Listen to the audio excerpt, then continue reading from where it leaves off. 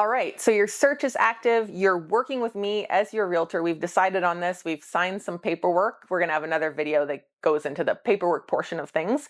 But essentially, we're committed to each other, to working together to find you the right home. So what's the next step? Well, the next step is seeing homes in person. It's the only way that you're going to know if it's the right fit for you. Looking online is great, and you do want to have a pretty good idea. You don't want to waste your time seeing homes that really don't meet your needs. But eventually, you're going to have to see some homes in person. And when you have your own buyer representative, we're going to do that on our own. No listing agent is involved. Essentially, we're going to look at our schedules and book a private showing to go see the home or homes that you're interested in. Okay, so fast forward, we found the home that you love. What is the next step? Well, we want to make sure that the price that it's listed at is reflective of value, and ideally we're going to get it for less than that. So how are we going to know? I'm going to do some online due diligence, look at comparable sales that have occurred, look at what market trends are happening in that area right now, because honestly, areas across the city vary greatly. There's some areas where we're going to see homes selling very quickly, perhaps even bidding war situations, and then there's other homes that are going to sit on the market for some time.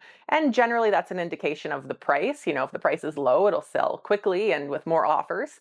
If the price is high, it will sit longer. But sometimes it's also area dependent. So we do want to look at comparable sales specific to that home. So same type of home. If it's a bungalow, we're going to look at bungalows. We're not going to look at 3-story homes in a different neighborhood. So once we have an idea of the value, where the list price is reflective to that value, and also what makes sense for you, because ultimately what you decide to offer for a home is to some extent your decision. It's the seller's decision, of course, if they agree to that price. But we're going to come to a price that makes sense and terms that make sense. So when do you want to close on this home? What conditions do you want to include? If you need a little recap on what a conditional offer is, I made a video on that, so go check that one out. But essentially, we're going to discuss what to include in your offer to meet your needs. We're going to submit this offer to the seller's representative, and we're going to negotiate. Maybe they'll just accept your offer. Otherwise, what we're going to get back is a counter offer with some slight changes to the terms that we've included. Maybe they want a little bit more money. Maybe they want to close a little bit different time frame. And this will go back and forth until hopefully we come to an agreement that meets everyone's needs and we sign and the offer is accepted. Now, in most cases, this is going to be a conditional offer. So we're now going to begin our due diligence in fulfilling those conditions. And as I mentioned in my other video, usually these conditions are financing, inspection, insurance, and if it's a condo, review of status certificate.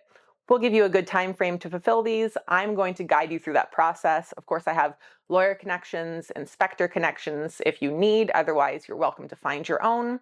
And once we fulfill all these conditions, we are going to lift them and your offer becomes an official offer to purchase this property and we'll move towards closing. For that, you're going to work with a lawyer. Okay, so one thing I didn't mention is during that time where we're fulfilling your conditions, we are also going to be submitting the deposit. Now, the deposit is a good faith amount. It could be really any amount that you wish to provide to the seller, but in this market, it's somewhere usually between $5,000 and $50,000, really depending on the price of the property you're purchasing. And this is submitted even if it's a conditional offer.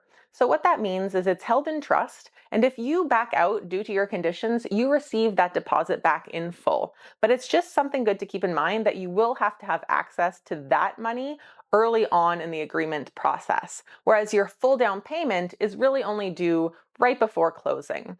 Okay, so hopefully that gave you a good idea of sort of the process of engaging a realtor, beginning to work with that realtor, finding the property, offering on that property, and ultimately firming up on your agreement to purchase that property. This was a very short little overview. Obviously, I go into a lot more detail when I meet with people in person. So of course, please reach out. And if that's something you're looking to do in the near future, let's get moving.